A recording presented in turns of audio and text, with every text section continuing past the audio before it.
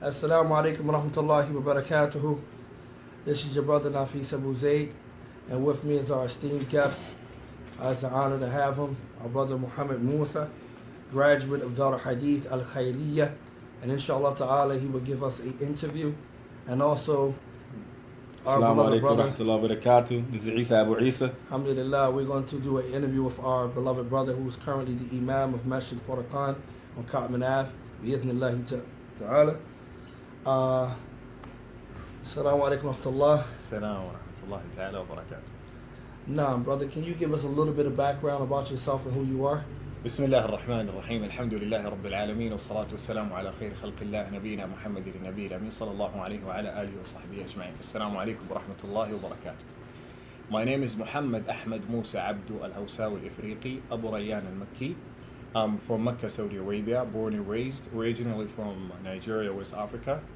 I belong to the Hausa tribe that found in Nigeria, Niger, and my language, which is Hausa, is spoken widely in West Africa, and I speak it fluently. I came to the States in 2012, and I'm currently the Imam of Masjid al-Furqan since 2013. Alhamdulillah. How about some of your academic accomplishments? Okay. The school that you went to, where you studied at? Okay. I'm going to talk about two parts, the academic career and then the Quran career. No. So when we talk about the academic career, I started the elementary school in Madrasat Abi Musa al-Ash'ari in Shara al-Mansur, Makkah al-Mukarramah. Then after that, I went to Dar al-Hadith al-Khairiyah. I did middle school and high school and bachelor's degree in Dar al-Hadith al-Khairiyah. So Dar al-Hadith al-Khairiyah basically is a school that has different or cover different fields of the Islamic knowledge. So we cover Quran, Al-Tafsir, Al-Tawheed, Al-Fiqh, Al-Hadith, and also Al-Lughat Al-Arabiyyah. So when you go to the middle school, they're going to teach you the basic books of each or every field. So in Al-Quran Al-Kareem, every year we finish 3 ajza. That's Hifz and Tajweed. And then also we do the tafsir for the 3 ajza. Tafsir al-Jalalain, that's a basic tafsir that's very simple, made by the Tafsir al-Jalalain. And then when we go to Al-Tawheed, we have Al-Jadid, Sharh Kitab Al-Tawheed. And it's a basic book talking about the Tawheed, making sharh about Kitab Al-Tawheed for Sheikh Mohamed ibn Abdul Wahhab. And then in the fiqh, we study Umdatul Fiqh and Al-Madhab Al-Hanbali. And also we study Taysir Al-Allam, Sharh Umdatul Ahkam. It's a hadith with fiqh, explanation about the hadith and the masail of the hadith. And then we go to the al-hadith, we study علم مصطلح الحديث البيقونية, شرح البيقونية, تيسير علم مصطلح الحديث, and also we have some memorization from different books of the hadith. And then when you go to the Arabic language, we have شرح الأجرومية, التحفة السنية في شرح الأجرومية, and then متن البناء في الصرف, and different books of اللغة العربية. And also we cover other fields of knowledge like history, math, and stuff like that. And then after that, you go to the high school. In high school, you study a more advanced book. So in the Quran, same thing, every year, 3 ajza, and you study the tafsir for these 3 ajza, but you study the book of Shaykh al-Imam al-Shawkani rahimahullah, which is Fath al-Qadir and tafsir. It's a very good book that cares about the 2 types of the tafsir. We have ilm al-diraya and ilm al-riwaya. Tafsir ilm al-riwaya, which is that cares about what the Salaf and the scholars of past said about the Quran in the tafsir of the Sahaba. Then ilm al-diraya, which is analyzing what the Salaf said, and the Imam gives his thought and gives his opinion about the tafsir. So that book does both, ilm al-riwaya wa ilm al-diraya. And then when we go to the fiqh, we study Nail al-Awtar, which is an advanced book in al-Fiqh al-Hanbali. And then in al-Hadith, we do a lot of things. We do Sahih al-Bukhari, and I had the honor in the high school to be the student of Sheikh Mohamed ibn Ali ibn Adam in Sahih al-Imam al-Bukhari. And also we study Sunan al-Imam al-Tirmidhi, and we study Tadrib al-Rawi fi ilm mustalah al-Hadith, and different things in the Hadith. And then when you go to the Arabic, we study Sharh Qatr Nada wa Ballu Sada. And then when you go to other field of knowledge, we do history, we do geography, and other subjects. When you finish that, you're gonna go and proceed to the 4 years Marhalatul Ali, which is the bachelor. It has more focus on the hadith. So in that 4 years, we cover 4 books of the Sunan. Sunan al-Imam al-Nasa'i, Sunan al-Imam Abi Dawud, Sahih al-Imam Muslim, and also Sunan ibn Majah. And also we study al-Rijal, al-Ruwa, al-Takhrij, how to analyze the ahadith. And one of the things that we do, before you graduate, you have to submit a research paper about 10 ahadith. You do the takhrij, you analyze the rijal, talk about them, and then find the different sources of the hadith, make the comparison, and give your judgment for the hadith. Not the judgment for Imam al-Albani or any other scholar. Your judgment based on your research to train you how to know, how to go about the hadith and to know what the scholars say about them. In al-fiqh, we do the same book, which is Nail al-Awtar. In al-Tafsir, same book, also Fath al-Qadir. And I had the honor to have a Sheikh Mohamed al-Amin al-Harari to be my teacher in al-Tafsir, also Sahih Imam Muslim. And this Sheikh is a great Sheikh. He has a book in al-Tafsir that consists of 33 volumes. Hada'iq al-Rawh wal-Rayhan. Tafsir al-Sheikh Mohamed al-Amin al-Harari. And he's from the same country, Ethiopia, the country of the Sheikh Muhammad ibn Ali ibn Adam. And also in that, because it's a bachelor's degree, you have to have a lot of subjects. So we cover like al-Firaq wal-Adyan, other religions and other sects of Muslims, in different, and also we do al-Difa'u an al-Sunnah, defending the Sunnah, usul al-Da'wah, how to, base your da'wah when you do the da'wah. And this is very, very important because unfortunately we have people that have the knowledge, but the way they deliver the knowledge is incorrect. So you need to learn how to do the da'wah and how to deal with people and how to deliver the message of Islam in a way that's acceptable, in a way that's very easy and digestible and understandable.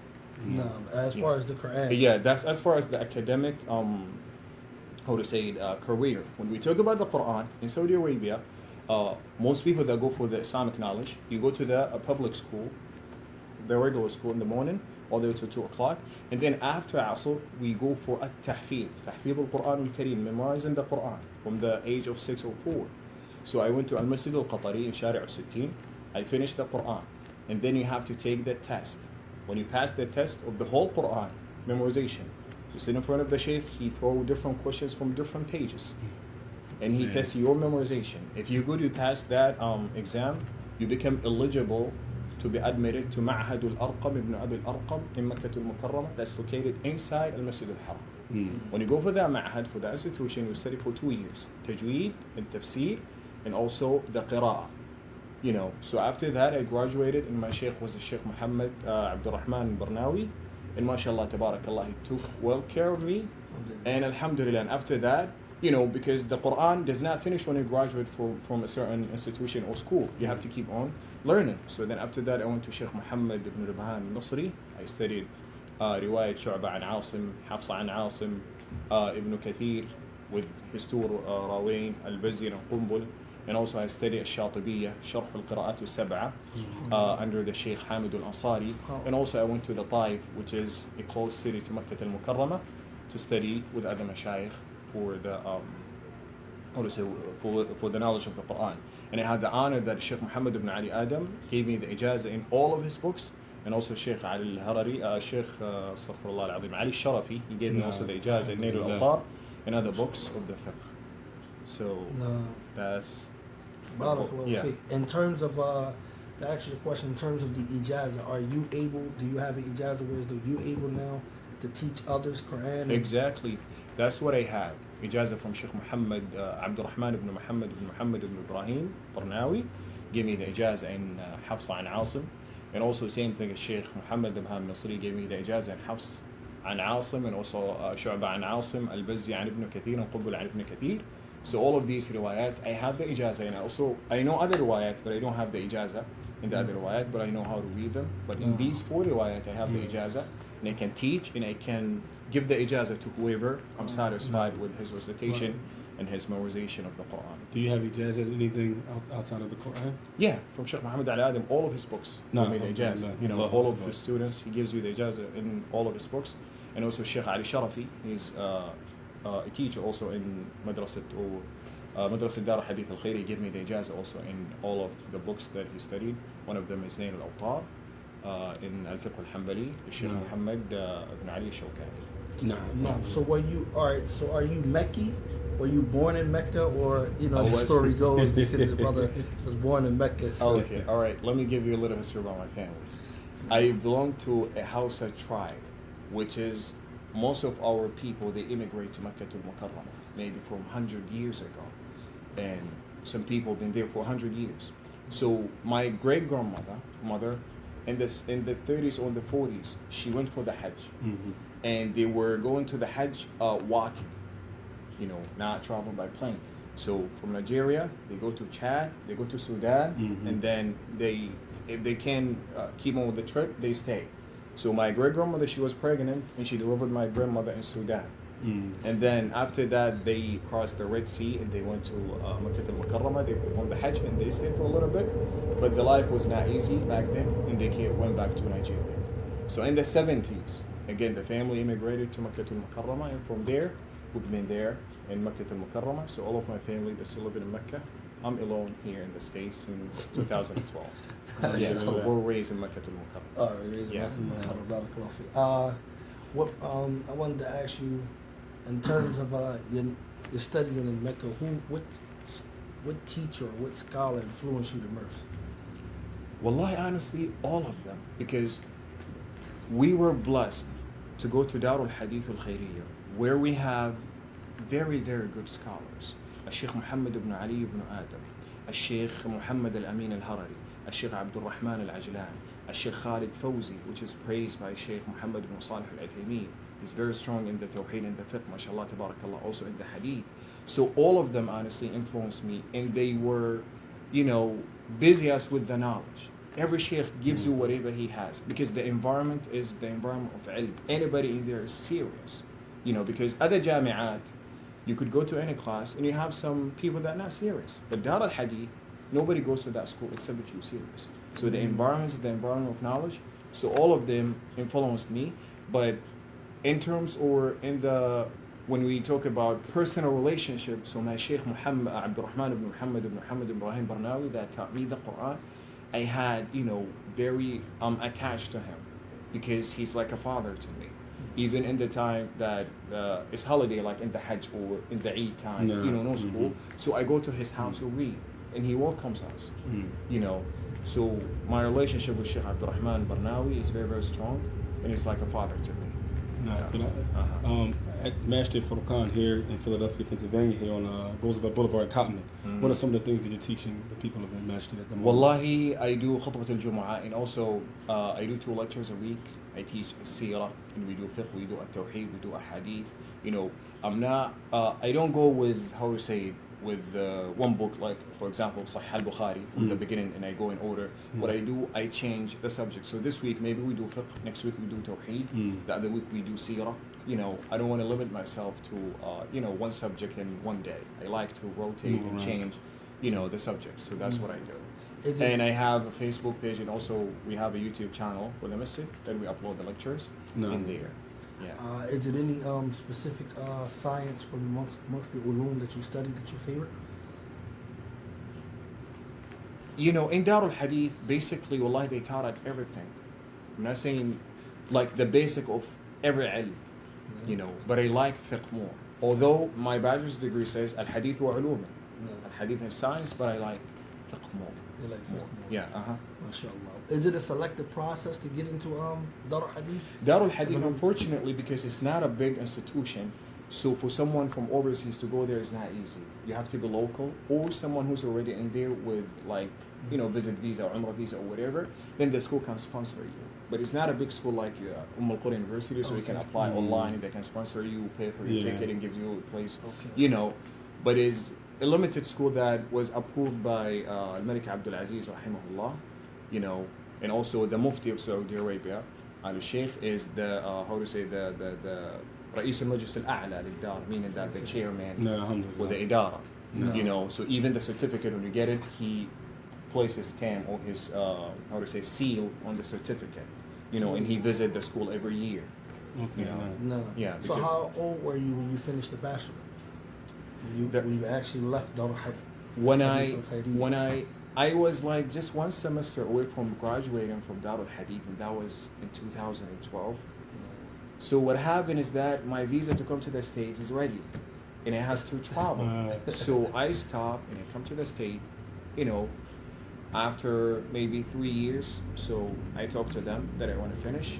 So they said, okay, you can do intisab, meaning that for that, the last semester, you don't have to attend, you just have to come and take the test and submit the research paper. So I was studying here, and I went to last May, astaghfirullah al-azim, before Ramadan. I took the test and I passed, and I submitted the research paper, and they granted me the certificate. But I was supposed to graduate in 2012. Because of the travel, moving to the States, things got delayed a little bit. No. So since coming to Philadelphia, how was your how would you say your welcome here?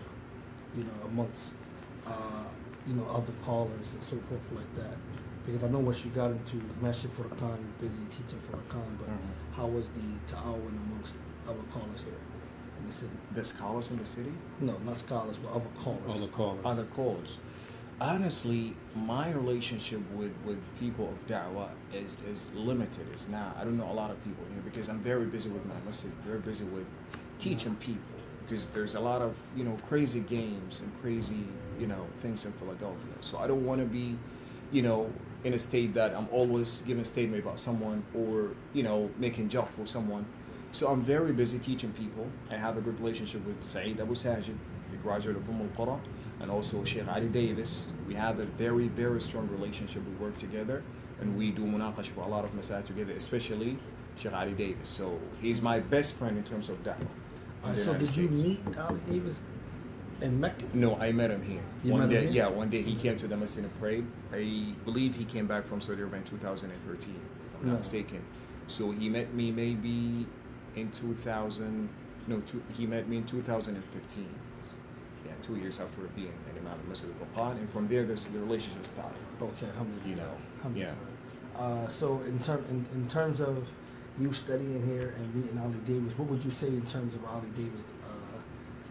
Ali Davis. Yeah. Wallahi al-Azim is a great brother. He is, at the same time, he is knowledgeable and he's avid. He worships. I see him in the masjid sitting when nobody's in the masjid reading the Quran. And also in terms of research and making, alhamdulillah, he has the usul, and this is what a lot of callers and speakers and so in Philadelphia don't have. The usul, when you have a mas'ala, they don't have the way, how do you go about it?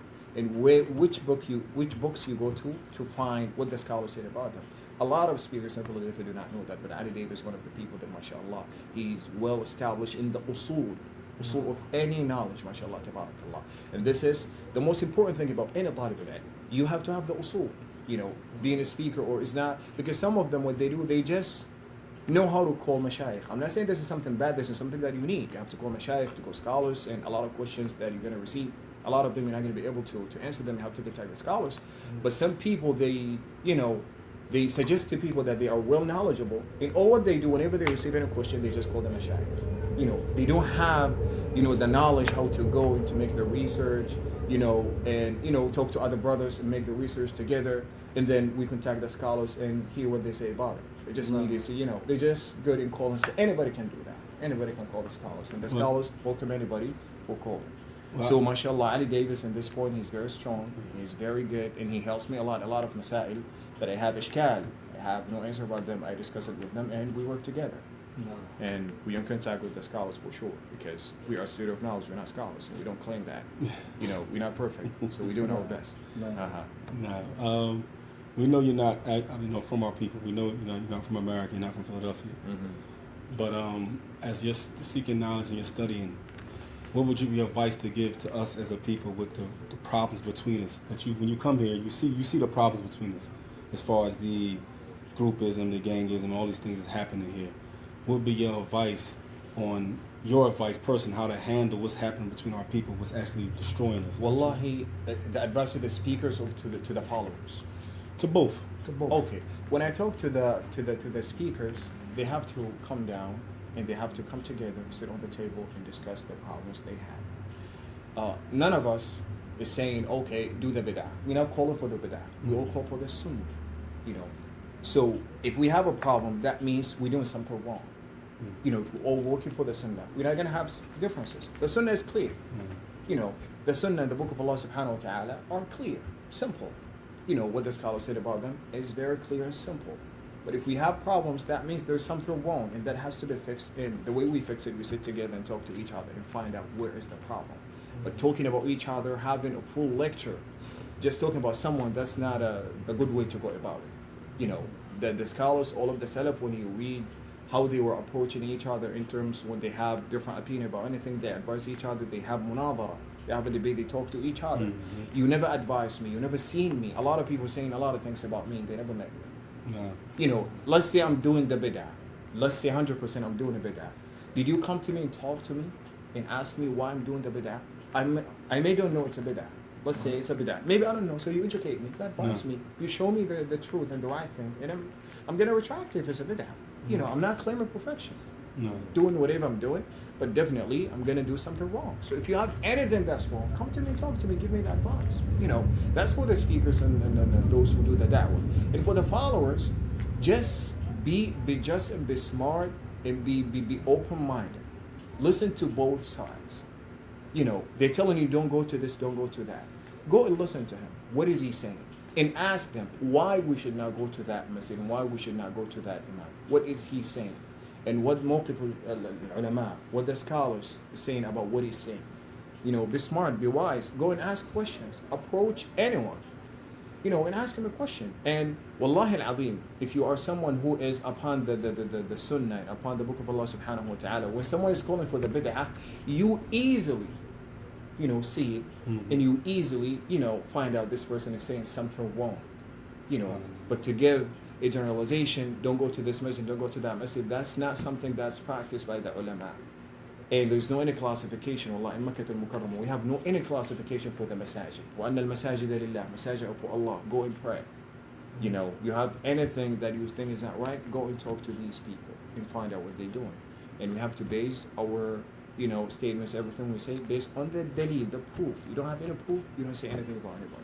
No, so when one of the statements reached you about Cotman Ave being a place of Ahlul Bid'ah, how did you personally feel? How did it affect you? Wallahi, that does not affect me because I don't care. Because I'm here to carry on doing the job of the Prophet, which is delivering the message of Allah subhanahu wa ta'ala and helping people, teaching people Islam. I don't care.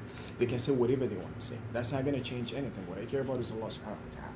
He knows my heart and He knows for who I'm working. I'm working for His sake. So that doesn't matter. The Prophet Muhammad sallallahu alaihi wasallam, the hypocrites, what they say about he didn't care. He kept teaching, and he kept, passing and conveying the message of Allah subhanahu wa ta'ala. So I never cared, and I never talked about anybody, and I never, had any, I talk generally. I explain the sunnah.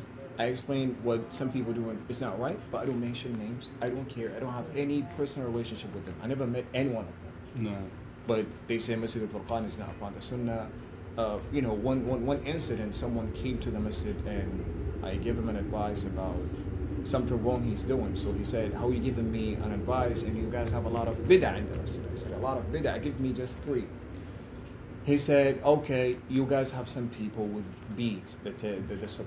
He said, okay, do you know what is the definition of the bid'ah?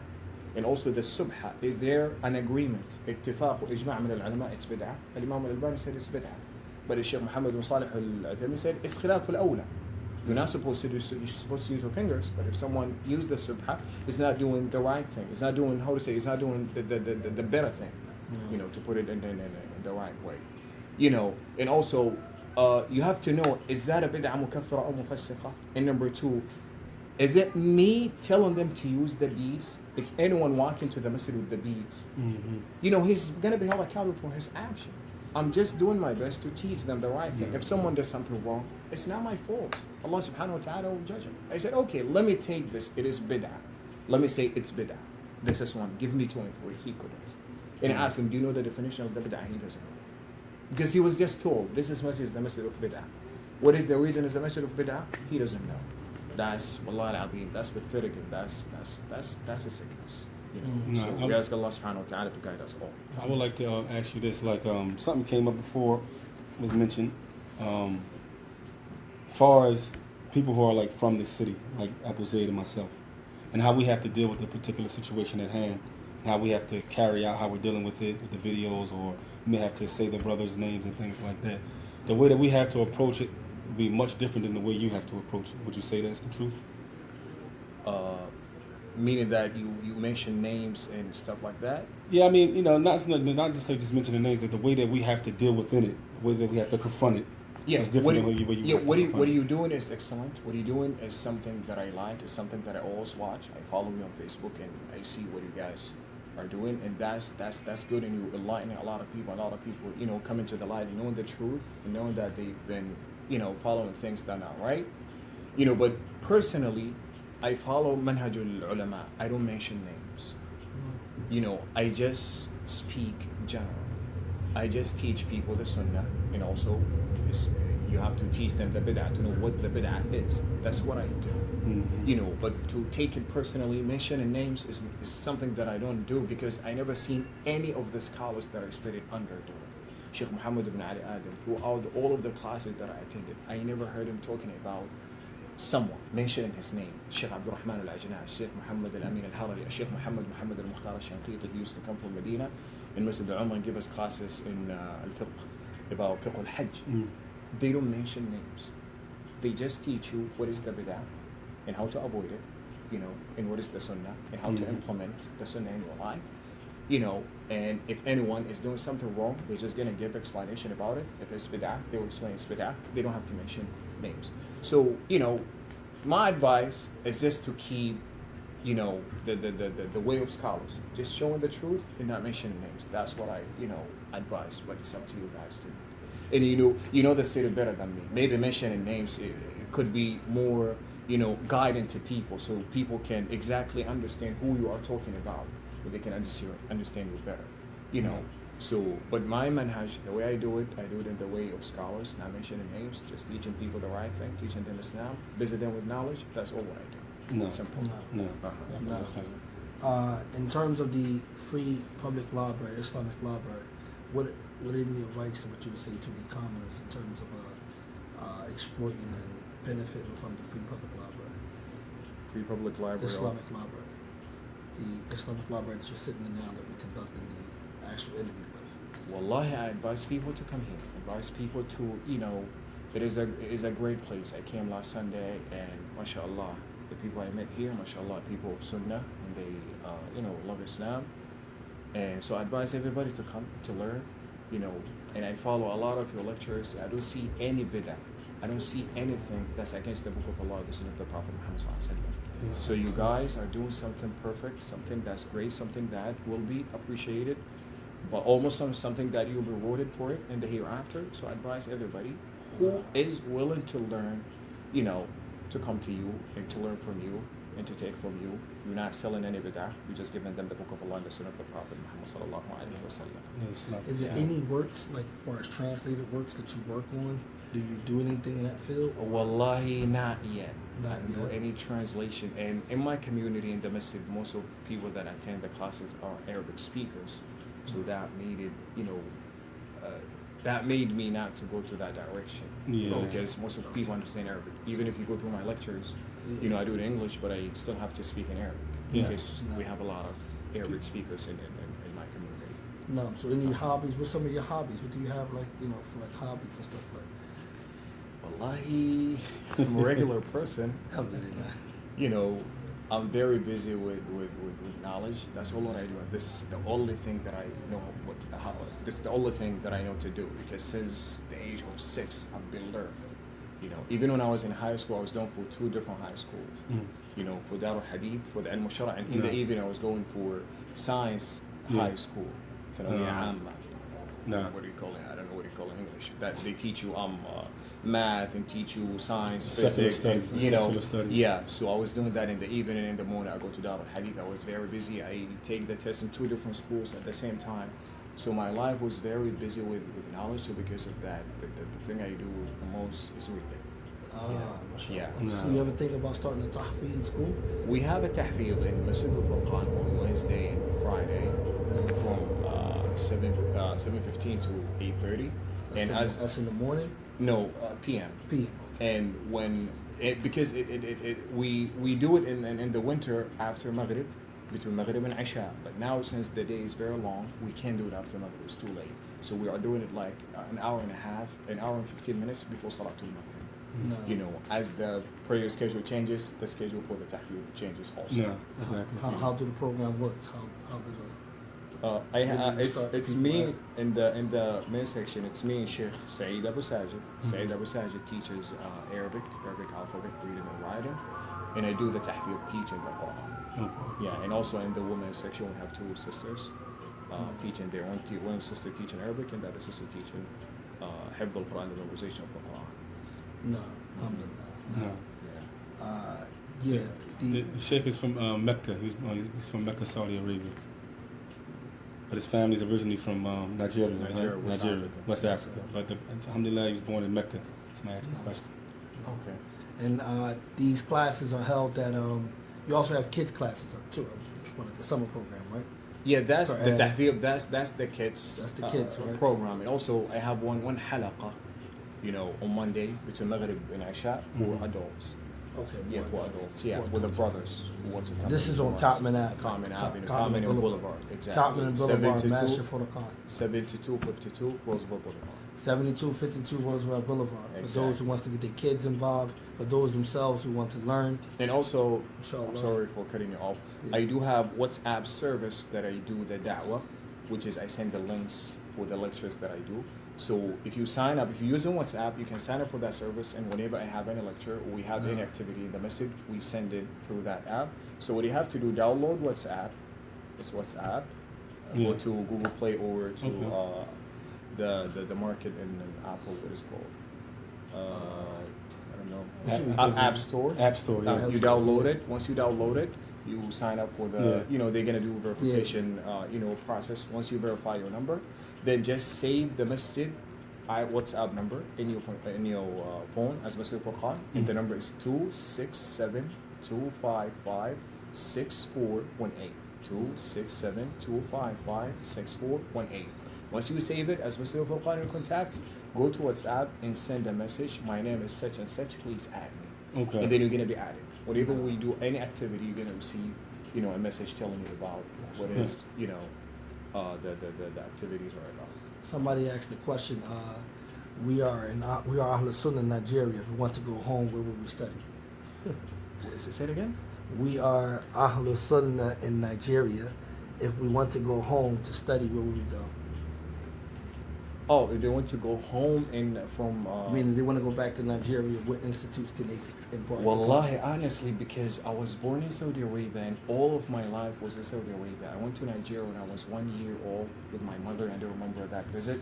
And also recently in 2016, I went for a very quick visit for 16 days. So I'm from there, but I'm not the right person to ask where to go in Nigeria to learn. If you ask me about Saudi Arabia, I can tell you. Fortunately, you know, I don't have that information. But if you ask me about Saudi Arabia, for sure, I can tell you. On YouTube, how would they find you on YouTube?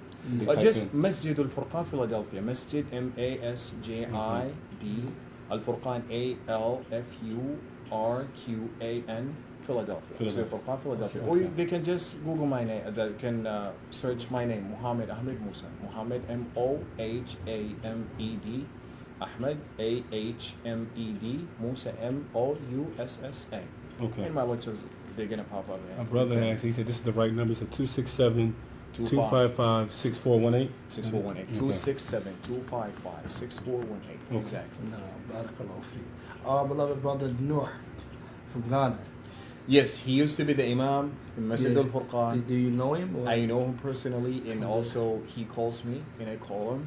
And sometimes he called me about, you know, Masail of Ilm. He called me maybe 2 months ago about the Mas'ala. And luckily, he speaks the same African language as Hausa. So sometimes when he calls me, we speak Hausa. So yeah, I have a personal relationship with him, and he's a great Imam, and the community loved him, and they still remember him. They still love him. You know, he is one of the very successful Imam that came to Masjid al-Furqan, but he chose to leave to go to Indiana for his personal reasons. You know, so he's someone that I have a personal relationship with, and I love him for the sake of Allah subhanahu wa ta'ala. My last question to you. Yes. Out of all of your studies, have you found any restrictions within your studies to tell you that you cannot give dawah at a certain place? That's not true. I mean, have you ever came across anything? Wallahi, that's not true. And the scholars in Saudi Arabia, when they are invited to give a speech or to give a lecture, they go anywhere. They don't care. And unfortunately, some people with this crazy games they're playing about, they're not following info. This is not the manhaj of as-salaf. This is hizbiyya. And this way of treating people with very hard restriction and making or giving statement about people saying they are mubtada and this and that wallahi turns people away from you, and that turns people away from the name of as-salaf. Manhaj as-salaf is something simple. The definition, it doesn't need to be a fancy definition. Following the book of Allah and the Sunnah of the Prophet Muhammad sallallahu alaihi wasallam. Some masajid call me asking for help to help them find an imam, but they say we don't need a Salafi imam. Why?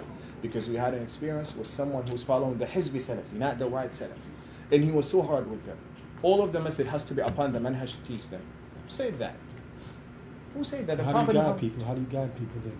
And how the Prophet Muhammad sallallahu alaihi wasallam was making the da'wah. When he started the da'wah, everybody was upon the manhaj. They were kuffar, munafiqeen. But with the wisdom, the hikmah, the sabr, the patience, and ikhlas, gradually, the Muslim society and the Muslims started growing, and the Prophet Muhammad sallallahu alaihi wasallam became a great leader, and people followed Islam, and then Islam, spread in the whole world. So you have to be patient. When I go to a place that they're not upon the Sunnah, I have to be patient. I have to teach them what I know. Now when we say this masjid is the masjid mubtada, let's say truly they are a part of the bid'ah. Are we going to let them die in the bid'ah, sink in the bid'ah? Isn't it an obligation upon us to go and to teach them the Sunnah? So when we say don't go to that masjid, don't talk to the imam, that's not right. We have to go and give them the advice and teach them the Sunnah.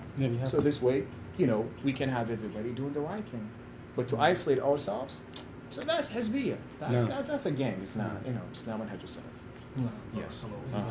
We'd like to thank the brother, alhamdulillah, for coming out and giving us definitely a little bit of background from himself, as well as, enlightening us, alhamdulillah, in his path for seeking knowledge since the age of 6. May Allah bless him and raise him. I would like to be from amongst his Quran students. I know that. Inshallah ta'ala, they get the ijazah. Yeah, he inspired us today, brother. Yeah, he just inspired us. Alhamdulillah, he definitely inspired us. And like we said, stay tuned for more interviews that are coming soon. As we said, you can reach the brother on WhatsApp. You can reach him on the Masjid Fulukan Philadelphia, even on Facebook, on YouTube, even on Facebook, which is just my name, Mohamed Ahmed Moussa. That's Mohamed Ahmed Moussa. We normally share a lot on Darisnet. On our Facebook, we share his going live when he go live with his lectures. You can actually follow him on that, or you can go up to Cotman Ave, Cotman Boulevard, and you can benefit from the brother, alhamdulillah. Barakallahu fikum. Just as a disclaimer, for some people, the Sheikh, alhamdulillah, he made it clear that the manhaj ulama is to avoid mentioning names. However, as we said before, it's definitely based upon ijtihad from Sheikh Mahmoud Amr, who explained to us that we can use that. However, it's best, and we're not saying that it's best if we avoid names. But however, in the situation that we're in, we use the names, alhamdulillah, so that we can alert the people on what's going on. Barakallahu fikum. And we ask you all, inshallah ta'ala, stay tuned. Jazakallah khair. Jazakallah khair. Alhamdulillah. Assalamu alaikum wa rahmatullah.